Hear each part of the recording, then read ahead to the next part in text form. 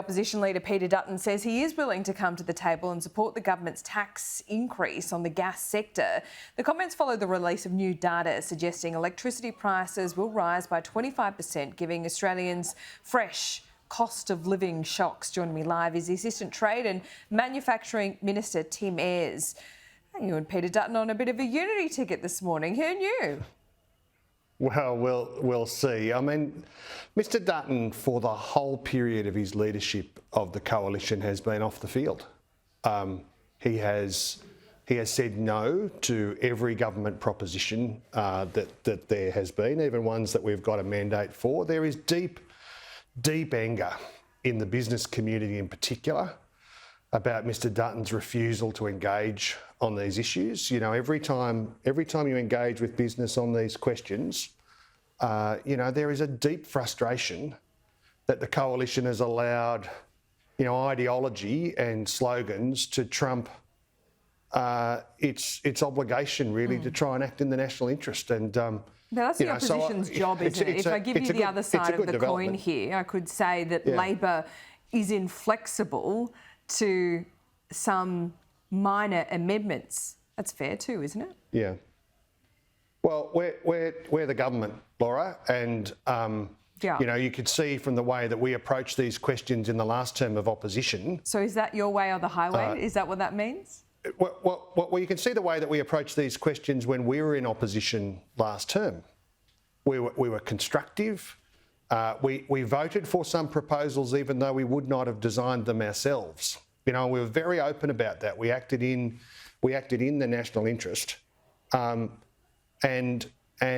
sometimes that was uncomfortable, but it was the right thing to do for Australia. And I think Australians saw that.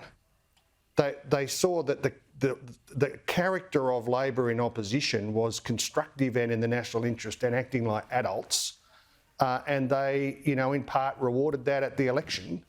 And now we've got a government that's determined to act in the national interest, to put pragmatism before the partisan politics, and an opposition that's gone back to sort of the Tony Abbott, Scott Morrison, reflexively negative, partisan, carping slogans, no substance. I mean, Mr Dutton said the other day that the devil was in the detail, but has provided no detail for any of his proposals himself. But hang on, he's just agreed to support it with some amendments around red tape.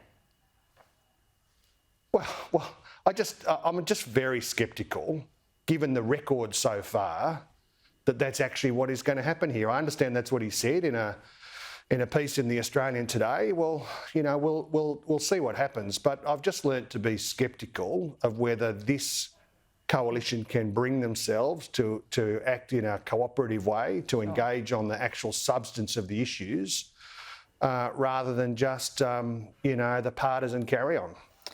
Do you think the Australian public has grown to be sceptical of Labor's claims that their power bills are going to be cheaper under your government? Well, look at the evidence.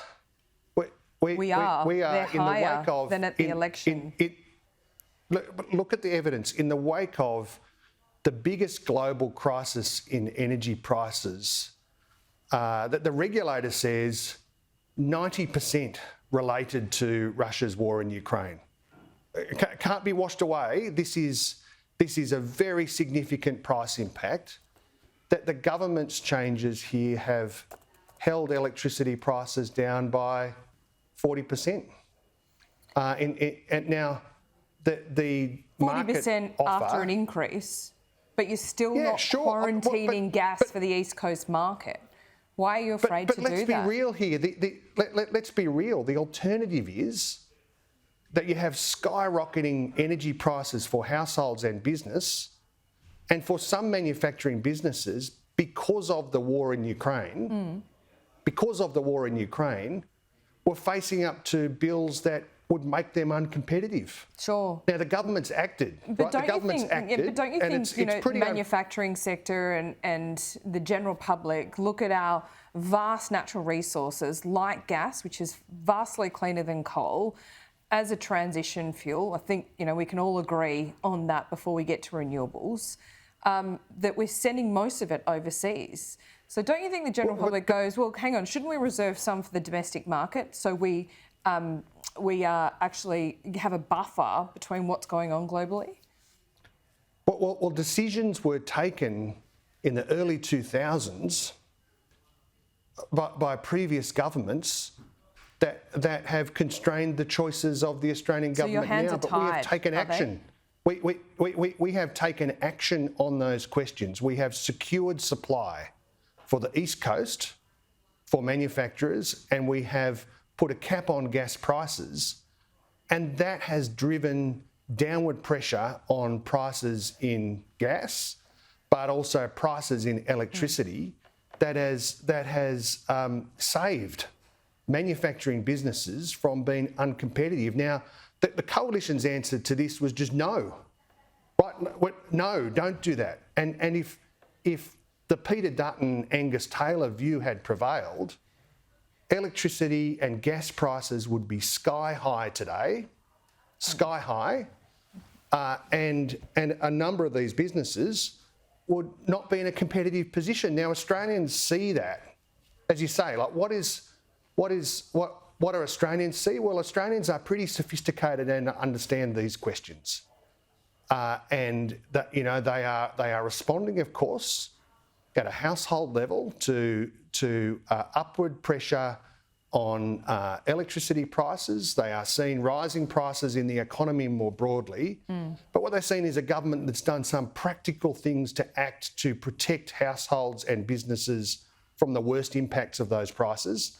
And the default market offer released earlier this week continues to do that work. Happy Friday, Tim. Good to see you.